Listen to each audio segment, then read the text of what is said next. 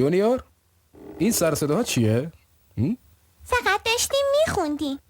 راستش مادرت و من فکر کردیم که اون فیلم برات ترسناک بود. آره شاید، ولی میدونی فرانکشتاین یه آدم معمولیه که اسمش فیله. اون اصلا ترسناک نیست.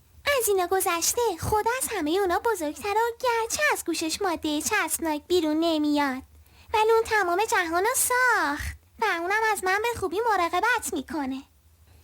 خب حق با توه. اصلا لازم نیست نگران چیزی باشیم چون خدا مواظب ماست. من جدا فکر میکنم که بیشتر باید مراقب اون چه در تلویزیون میبینیم باشیم و هیچ اشکالی نداره که اگه ترسیدی به ما بگی. آره حق با شماست. به نظر میرسه تو خیلی خوب فکر کردی. حالا وقتشه که به فکرت استراحت بدی و بخوابی. باشه. دوستت دارم پسرم. دوستت دارم پدر. پس صبح ببینمت. باشه.